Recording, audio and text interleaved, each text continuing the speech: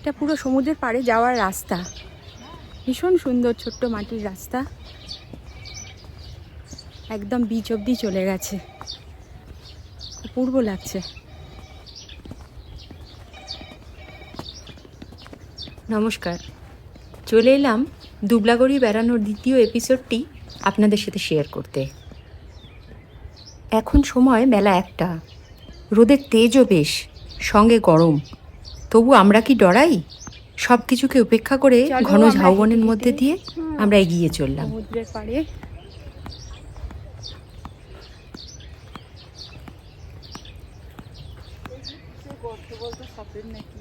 কোনগুলো? না না, কিছু পোকা গর্ত হবে। তবে রাত্রিবেলা এখানে যাওয়া একটু চাপের। হ্যাঁ, রাতের দিকে যাওয়া যাবে না। দিনের বেলা খুবই সুন্দর, অপূর্ব, কিন্তু রাতের দিকে একটু চাপের আছে। আমি এখন ছাতা বহন করছি। কি সুন্দর লাগছে। হ্যাঁ, অপূর্ব সুন্দর লাগছে। আমরা হেঁটে হেঁটে যাচ্ছি আস্তে আস্তে। সেটা কেমন লাগছে বল তো? দারুণ লাগছে, বনের ভিতর দিয়ে যাচ্ছি। ভীষণ এনজয় করছি। আমাদের একটা গ্রুপ আগে চলে গেছে। সত্যি বেশ ঘন জঙ্গল, সুন্দর না? হ্যাঁ, খুব সুন্দর।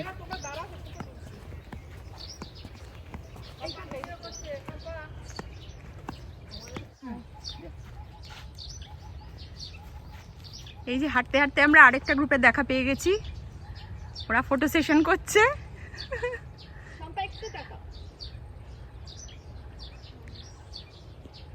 চারিদিকে ঘন ঝাউবন, তার মধ্যে দিয়ে সরু মাটির রাস্তা ধরে আমরা এগিয়ে চলেছি এক অমোঘ আকর্ষণে, সাগরের ডাকে। ঝাউবন কিন্তু বেশ গভীর, বড় বড় গাছগুলো মধ্যাহ্নে প্রখর সূর্যের আলো যেন অনায়াসেই আটকে দিয়েছে, মাটি অবধি পৌঁছতেই দিচ্ছে না। যত এগিয়ে চলেছি সমুদ্রের গর্জন তত জোরালো হচ্ছে, আর যেন তর্স হয় না, মনে হচ্ছে ছুটতে চলে যাই দুহাত বাড়িয়ে। বহুদিন পর সমুদ্রের কাছে এলাম তো, তাই খুব এক্সাইটেড। কিন্তু এই ঘন ঝাউবনকেও কি করে অবজ্ঞা করি? এর সৌন্দর্যও তো কিছু কম নয়, কাজেই মাঝে মাঝেই দাঁড়িয়ে পড়ছি আর তাকে ক্যামেরাবন্দি করছি।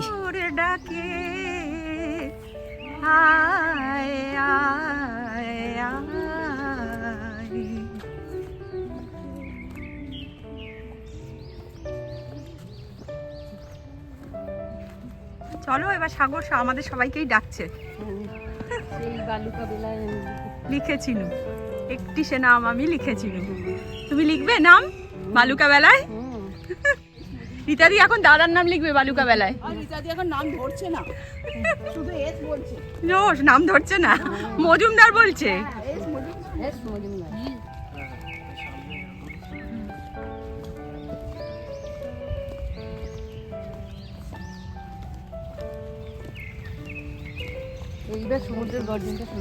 ঝাউবন এবং প্রকৃতি আর সমুদ্র, এর অপার্থিব শোভা যদি উপভোগ করতে চান তাহলে আমাদের সঙ্গে থাকুন আর চ্যানেলটি সাবস্ক্রাইব করুন এবং ভিডিওটি স্কিপ না করে পুরো ভিডিওটি ভালো করে দেখুন।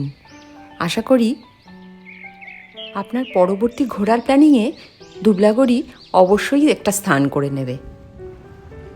হাওয়া দিলে কত সুন্দর লাগবে বল? হ্যাঁ, বিকেলবেলা হাওয়াটা দেবে সুন্দর, বিকেলের দিকে দেখবে হাওয়াটা সুন্দর পাওয়া যাবে। আমরা এসে গেছি মোটামুটি তার কাছে, যার অপেক্ষায় আমরা এত দূর এলাম। অবশেষে আমরা তার কাছে পৌঁছে গেলাম।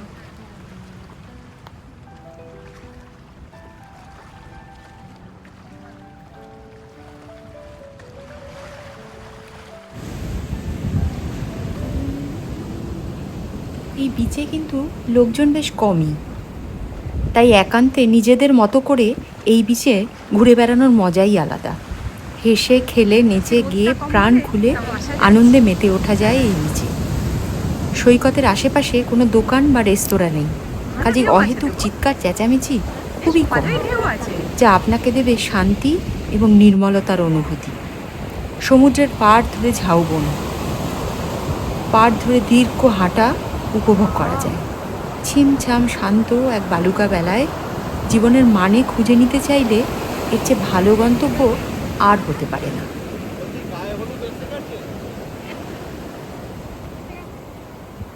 দাদা, অবশেষে আমরা এত দূর জার্নি করে এসে পৌঁছলাম সমুদ্রের পাড়ে।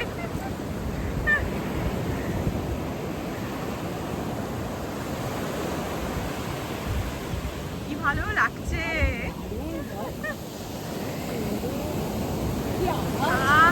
সমুদ্রের জলে একটু পাটা ভেজাই।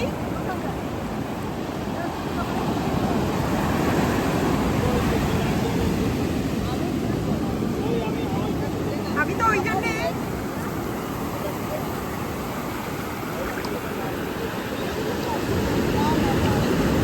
উত্তাল সমুদ্রের ঢেউ একের পর এক আছড়ে পড়ছে তপ্ত বালুরাশির ওপর, আবার স্বপ্নের সাদা ফেনার মতো মিলিয়ে যাচ্ছে অদূরে।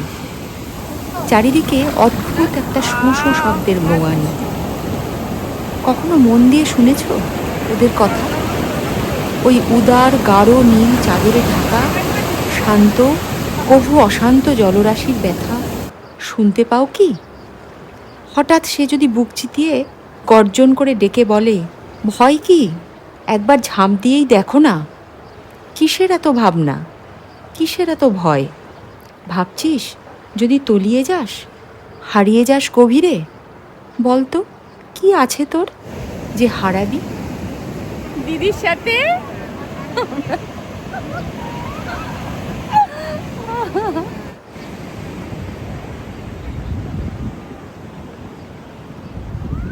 এখানে সমুদ্র যেন লুকোচুরি খেলে।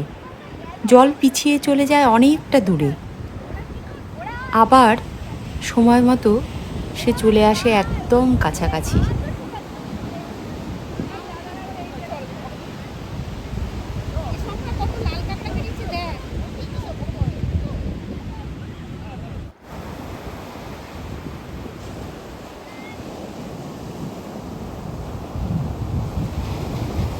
এখানে অজস্র লাল কাঁকড়া, আর এদের হুটোপুটি দেখার মতো। বৃথাই দৌড় তাদের পেছনে, পা টিপে টিপে এগিয়ে বা এক দৌড়ে কোনোভাবেই ওদের কাছাকাছি পৌঁছতে পারবেন না। বড্ডই বেশি রকমের সতর্ক ওরা। শুরুত করে ঢুকে পড়ছে গর্তে। খানিকক্ষণ বৃথাই দৌড়াদৌড়ি হলো ওদের পেছনে। অবশেষে হাল ছেড়ে দিয়ে দূর থেকেই ওদের চলাচল ক্যামেরাবন্দি করতে বাধ্য হলাম। বাহ, কি সুন্দর। ওটা তো ওই ওটাও শাঁখের ওপরটা ওরকম হয়ে আছে। হ্যাঁ, কি অদ্ভুত হয়েছে না? এটা ধূপদানি না, হবে। কোরাল না, কিন্তু শাঁখের ওপরটাই ওরকম হয়েছে। আরেকটা আমি যেটা কুড়ালাম ওটা কই? আমাকে দিয়েছে না, ওটা খুব খুব সুন্দর না? খুব সুন্দর। প্রায় ঘন্টাখানেক সমুদ্রের পাড়ে আমরা হই হই করে কাটালাম। এবার হোটেলে ফেরার পালা, কারণ খিদে এবার সবারই পেয়েছে। জল থেকে এদিকে গেলেই গরম লাগছে না? সমুদ্রের ধার বরাবর প্রশস্ত ঝাউবন আর বিস্তৃত নির্জন সি বিচ। কখনো সমুদ্রের ঢেউয়ের গর্জন, কখনো বা ভাটার টানে সমুদ্র দূরে সরে গেলে সি বিচ জুড়ে ঝিনুক, কিছু নাম না জানা মাছ আর লাল কাঁকড়ার লুকোচুরি খেলা। ঝাউবনে সারাদিন পাখিদের কলকাকলি, সব মিলে এক অপূর্ব অনুভূতি। হ্যাঁ হ্যাঁ, যুধিষ্ঠিরকে পথ দেখাচ্ছে, ঠিকই স্বর্গের পথ দেখাচ্ছে। আসলে দুটি সারমেয় বিচ থেকে আমাদের আগে আগে আমাদের হোটেল অবধি আমাদের যেন পথ দেখিয়ে নিয়ে এলো। ঝাউবনের মধ্যে প্রচুর গর্ত আছে। হোটেলের লোকেরা বলল এই গর্তগুলোতে গোঁকড়ো সাপের আড্ডা। এদিকে আরেকটা রাস্তা চলে গেছে।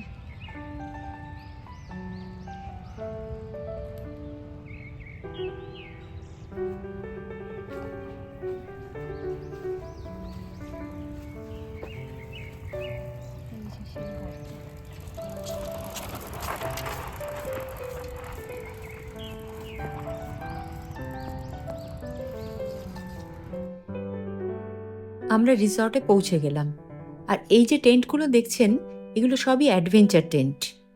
1300 টাকা করে এগুলোর ভাড়া, সঙ্গে অবশ্য খাওয়া দাওয়ার খরচও ধরা আছে। রিসর্টে ফিরে দেখলাম আমাদের লাঞ্চ একদম রেডি। লাঞ্চে অপশান আছে পমফ্রেট, চিংড়ি আর ভেজ আইটেম পনির। বাকিগুলো সব একই, ভাত, ডাল, আলু ভাজা, একটা স্যালাড এবং একটি সবজি, আর সবশেষে চাটনি এবং পাঁপড়। আর আপনি যদি এই খাওয়া দাওয়ার ব্যাপারে আরেকটু শৌখিন হন, তবে 2200 টাকা দিয়ে আপনাকে পার ডে বুকিং করতে হবে। সেখানে 2 ভ্যারাইটির ফিশ পাবেন, আর রাতে পাবেন চিলি চিকেন, ফ্রাইড রাইস অথবা বিরিয়ানি। বাকি সব মোটামুটি একই আছে। এটা তাহলে তুমি উড়িয়াতে একটু বলে দাও কি কি মেনু আছে। ଅଛି ଭାତ ଅଛି, ଆଳୁ ଭଜା, ଡାଲି, ପୋସ୍ତ ଦେଇଛନ୍ତି, ମାଛ ଦେଇଛନ୍ତି। ଚାଟନି ଅଛି, ପାପଡ଼ ଅଛି। ଆଉ ଚାଟନି ବି ଦେବେ, ଆଉ ପାପଡ଼ ବି ଦେବେ। এটা আমার হিন্দি হয়ে গেল চাটনি। ନା ନା ନା ওটা ওটা দুপুরে লাঞ্চের পরে অল্প কিছু সময় বিশ্রাম। বিকেলে রোদ পড়ে যেতেই আমরা আবার ছুটলাম সমুদ্রের পাড়ে।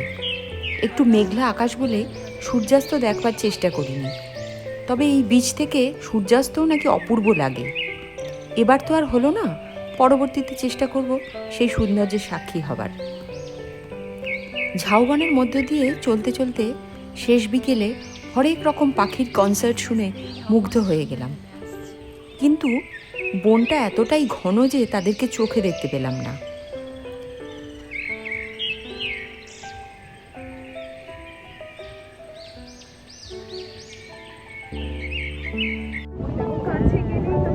বিচে পৌঁছে দেখলাম জল কত দূরে চলে গেছে। দুপুরের মতো বড় বড় ঢেউও যেন খানিকটা কম।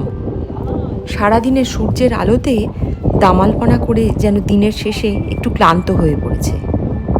এখন গরমও বেশ কম, বইছে ফুরফুরে হাওয়া। খানিকক্ষণ বসে থাকলে মন প্রাণ জুড়িয়ে যায়।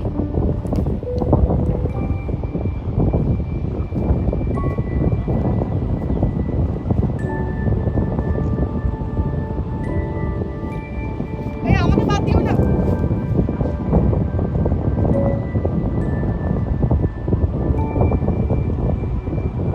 প্রচুর লাল কাঁকড়া।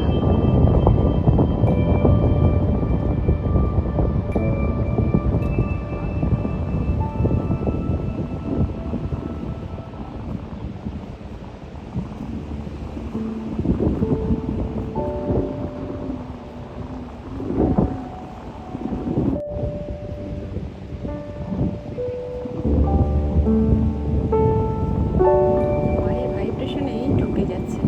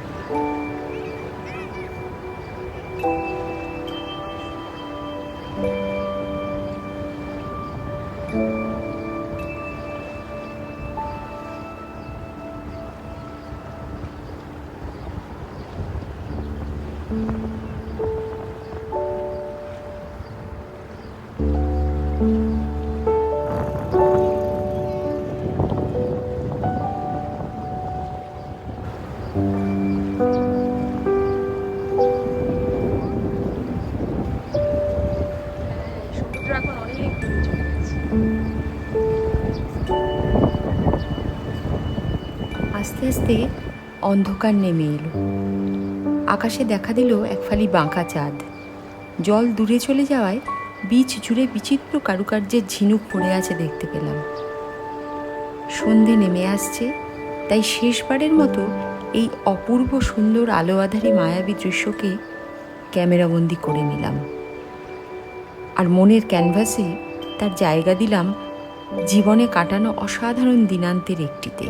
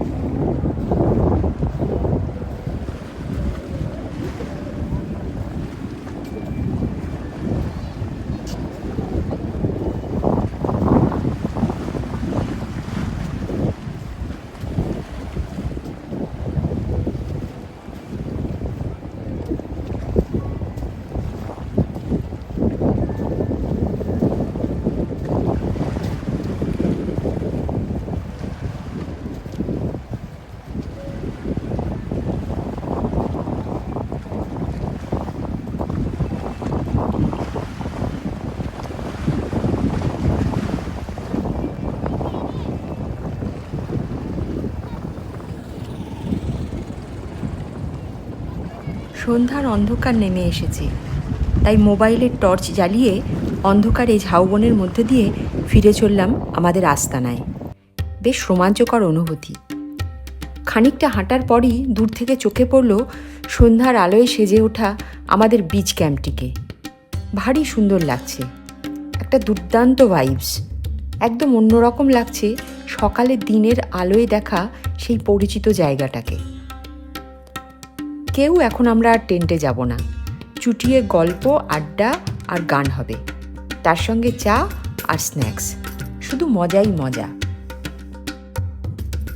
আপনার এই মায়াবী সন্ধ্যেটিকে আরও জমজমাট করে তুলতে বাবল অফ লাক্সারি হোটেলও কিন্তু চেষ্টার কোনো কসুর করেনি। আপনি যদি চান তাহলে কিছু এক্সট্রা পেমেন্ট করলে সন্ধ্যেবেলা এরা চিকেন এবং পমফ্রেট বারবিকিউ করে দেন, যাতে আপনার রসনার পরিতৃপ্তিতে কোনো ঘাটতি না থাকে। এই বিচ ডেস্টিনেশনে পুরী বা দীঘার মতো সন্ধ্যেবেলা মার্কেটে ঘোরার কিন্তু কোনো স্কোপ নেই। অতএব আপনাকে এখানেই থাকতে হবে, কারণ আশেপাশে বেরোলেই একেবারে চারিদিকে ঘনান্ধকার। কম্পাউন্ডের মধ্যেই আপনাকে থেকে এনজয় করতে হবে।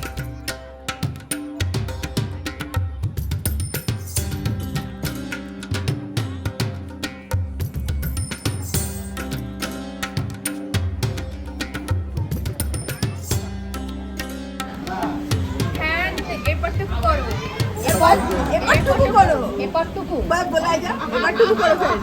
শিখেছি না? হ্যাঁ, এপারটুকু করো।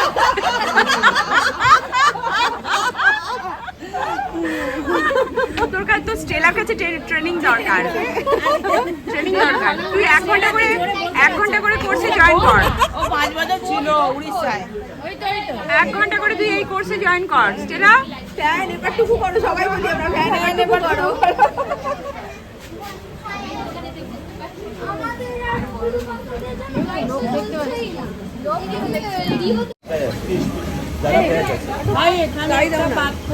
এখানে ওখানে বলছি এই কাঁচা পেঁয়াজ হবে তো ফ্রেঞ্চ ফ্রাই কখন? ফ্রেঞ্চ ফ্রাই কখন? তাহলে ফ্রেঞ্চ ফ্রাই খাবি? হ্যাঁ, তাহলে ফ্রেঞ্চ ফ্রাই খাবো। ফুটটা নে তোর আমি তো ভেজ, আমাকে তাহলে ফ্রেঞ্চ ফ্রাই দেবে। বলি একটু কাঁচা পেঁয়াজ দাও না বাবু, একটু কাঁচা পেঁয়াজ দাও।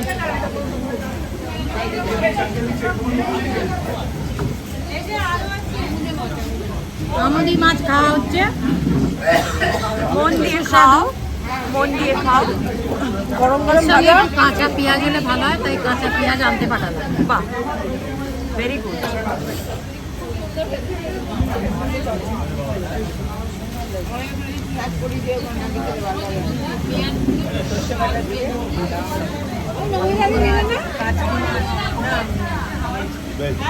নমিতাদি আজকে ভেজ।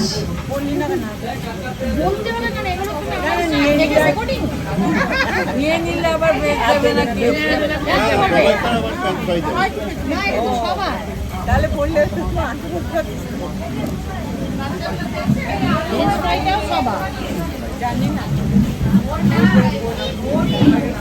খুব সুন্দর খেতে।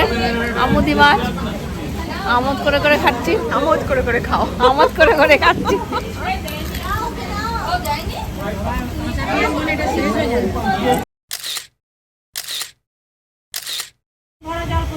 করেছি আমি তো বেশ বড় হয়ে গেছে। নিশি নিঝু ঘুমনাই আসে।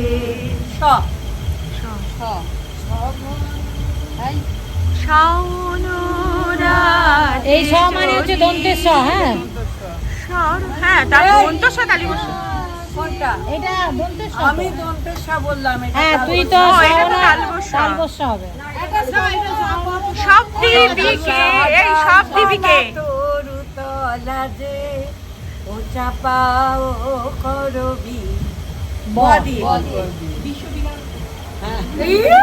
এটা এখনো তোলা হয়নি। বিশ্ব জানু মোহিছে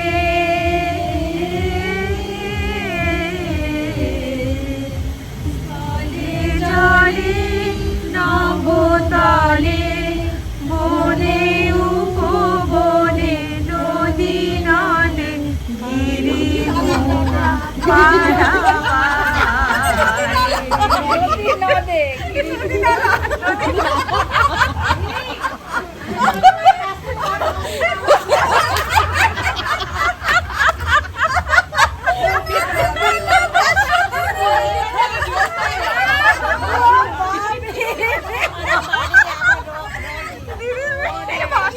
সবার আগে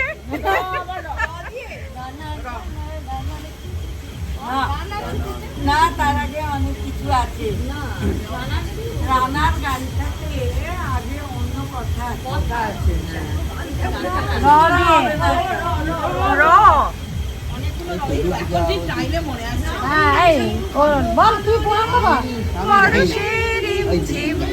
ঘন রে বর্ষে রিমঝিম ঘন ঘন রে বর্ষে রিমঝিম ঘন ঘন রে আবার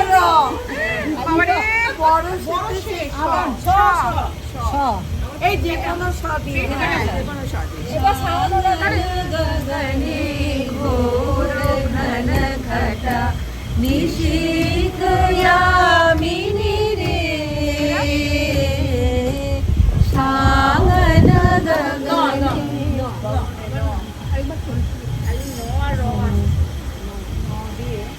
নাই ভয় হবে না। নব বসন্তের ওটা কর বসন্তের ধানের ডালি এনেছি তোদের দ্বারে আয় আয় আয়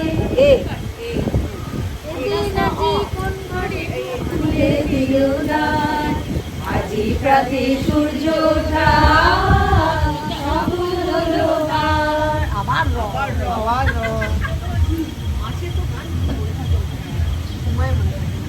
গাই জাগো জাগো শ্যামের মন মোহিনী বিনোদিনীরা।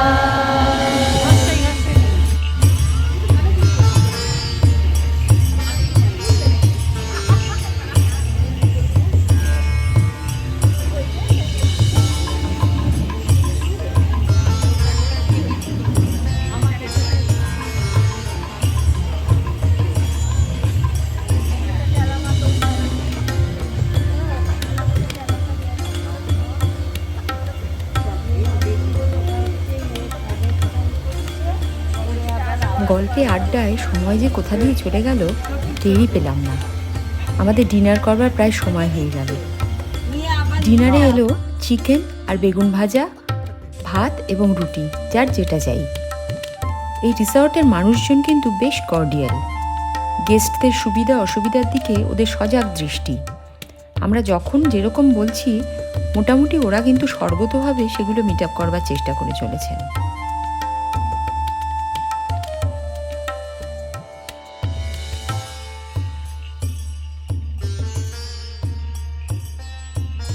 ডিনারের পর হাঁটতে হাঁটতে আমরা পুরো কম্পাউন্ডটা একটা চক্কর খেয়ে পাইচারি করে নিলাম। নিশুতি রাতে এমন আলোকসজ্জিত বাবল অফ লাক্সারি হোটেলকে অসাধারণ লাগছিল। রিসর্টের টেন্টের বারান্দায় বসে বেশ উপভোগ করা যায় খানিকটা সময়। সব মিলিয়ে দুর্দান্ত একটা দিন কাটালাম, কিন্তু বড্ড তাড়াতাড়ি যেন কেটে গেল দিনটা। কালই তো ফিরতে হবে। মন বলছিল আর একটা দিন যদি থাকতে পারতাম। যাই হোক, আর যতটুকু সময় আছি, মানে কাল সকাল থেকে অর্ধেক বেলা পর্যন্ত, মন প্রাণ সব পরিপূর্ণ করে স্মৃতির ঝুলি ভরে নিয়ে যেতে চাই। আরও অনেক কিছু নিয়ে যেতে চাই। তাই কাল ভোরবেলা আবার দৌড়ে চলে যাব সাগর পাড়ে সূর্যোদয় দেখতে। সঙ্গে আপনাদেরও নেব, কিন্তু যাবেন তো? তবে একটি লাইক, শেয়ার এবং সাবস্ক্রাইব করে আর একটা দিন আমাদের সাথে থাকুন আর এই ভার্জিন সমুদ্র সৈকতকে উপভোগ করুন। আজকের মতো গুড নাইট। দেখা হচ্ছে কাল সকালে, অর্থাৎ আমার পরবর্তী ব্লগে। ভালো থাকবেন, সুস্থ থাকবেন। নমস্কার।